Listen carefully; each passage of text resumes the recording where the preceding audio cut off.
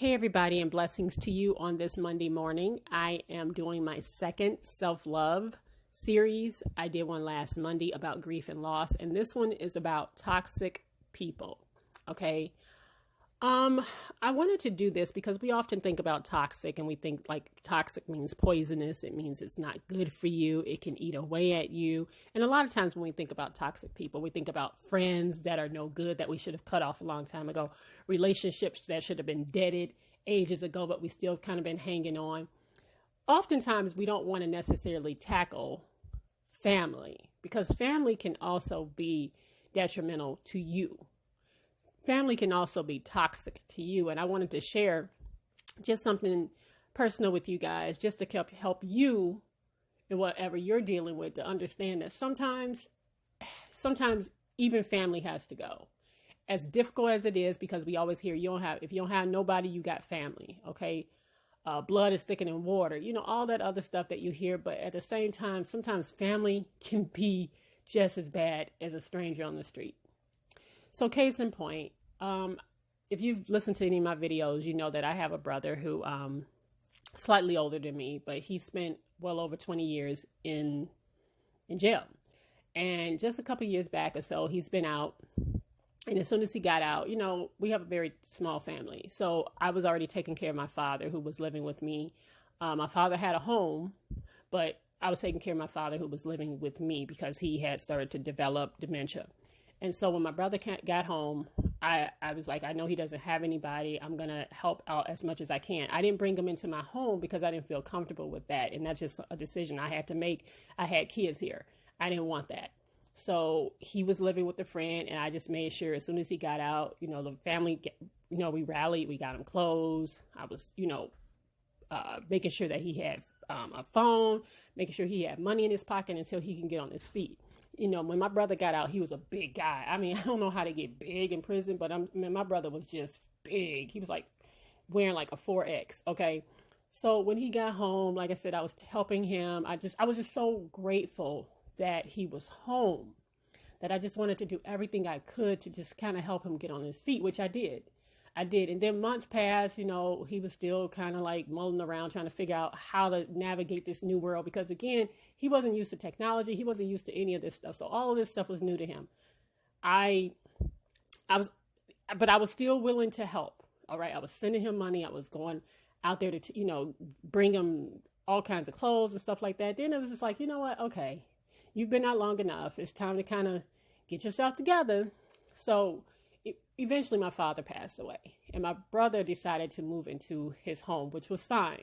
All right. It was unoccupied. I was kind of glad that somebody was in there because me running back over there, back and forth, it was just like a lot. So my brother eventually moved in over there, house paid for, right? All he had to do was basically live there and have a job to just take care of the utilities, which I had asked him to do. I said, listen, all you have to do is take care of the utilities. I'll take care of the property taxes. You need to just take care of the utilities. Get yourself a job. He finally got himself a job. Seemed like he was doing really well. Eventually he meets a woman.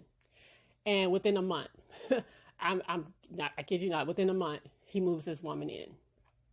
I'm like, fine. Well, that's great. But now I need to remind you, still at this time, he's still asking me to pay his cell phone bill. And I'm like, no, you are working part-time. You should be able to do some of this stuff on your own. Then after he moves the lady in, he moves her grown children into the house. And I'm like, okay, I don't know who these people are. You don't really know who these people are because you barely know her, but whatever, ain't my problem. Okay, as long as you take care of the house and you take care of the bills over there, the utilities, not my issue. A couple of months later, now, mind you, I have been telling him, take care of the utilities because it's getting cold. And once the spring thaw, they're going to cut that gas off if you don't take care of your utilities. But the utilities were still in my father's name at this time. I told him to get them out of his name, go and take care of that stuff. He comes to me like early spring, like, well, the gas bill is $1,500 and they're going to cut it off and the light bill is $800 and something dollars. I'm like, well, what are you telling me for? You have grown people over there in that house. grown individuals that don't have any mortgage, any rent. Matter of fact, where were they living before they moved into your house? They just basically they called a lick, right? He doesn't see that. I see it, but he's not willing to hear me out. He's not willing. So he was like, well, fuck you. And da, da, da, da. I'm like, cool. Don't call me when it gets rough over there, because you got all these people living in here that you don't know, and they're living in on you, and you are literally asking me to still pay bills for you, and I'm not doing it. So I had to cut my brother off, and it was a very, very hard thing to do. So most recently, I get a phone call from another family member saying, your brother got into it with the people over there that living in that house, and your brother is back in jail. Now you have to remember, my brother had been out for over 20 years, and it was the hardest thing to hear, because he had been doing well, and then he meets this woman and he gets into all this mess, and now he's back where he started. And all I could think about is, should I run out there? Should I run and save him again? Should I run out there, even though he treated me pretty poorly since the last time we talked? Should I run out there and take care of him? Should I run out there and try to fix it? And I had to stop and say, you know what?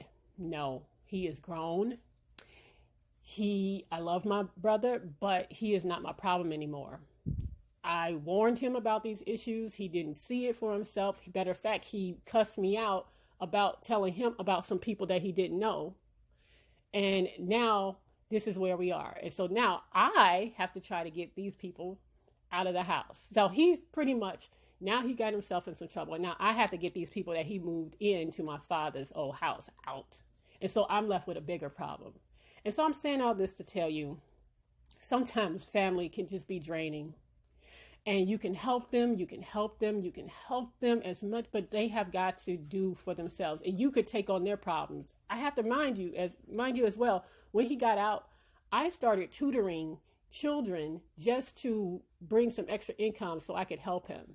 All right. And I kept thinking to myself, I'm not even tutoring to help my own family members. My daughter is in AAU. Any kind of if you're a sports parent, you know how expensive that can be. I was doing extra stuff just to help him. And this is how he treated me. And I'm just thinking to myself, sometimes even family members need to be cut off. And I don't regret that. I do think about my brother all the time, but I don't regret cutting that out of my life. And I hate that it had to go that way, but sometimes you just got to let people be. And so this message is for any of you. If you are dealing with somebody that's toxic, even if it's a family member, sometimes you just got to let it ride. You got to let them go, because it will kill you. I could have still been sitting over here trying to pay bills for a grown ass man who is living with a woman and her grown kids, simply because I just wanted so badly to have my brother in my life, but he didn't seem to care that much about me. And just because, you kept hearing that, well, family, that's family. It doesn't matter. At the end of the day, they can get cut off too. So I'm sharing that with you to just say, sometimes even family members can be toxic as hell. And no matter who it is in your life that's toxic, you just got to let them go.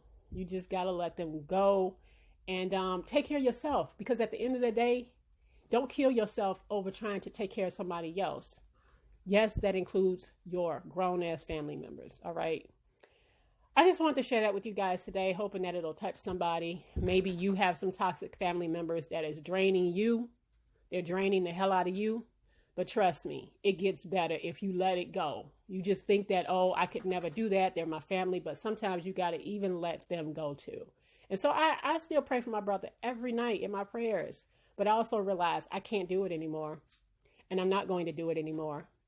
And I hope he'll be okay. I do. I hope he's going to be okay, because he's left me with a bigger problem now. Now I got to figure out what to do with the house and the people in it. That's a bigger headache for me. But at the same time, I don't regret my decision. So I hope that edifies somebody today, and that you can be blessed by my message today, and that you can go on and live your life. Love yourself first, guys. I'll see you guys on the next video. Take care.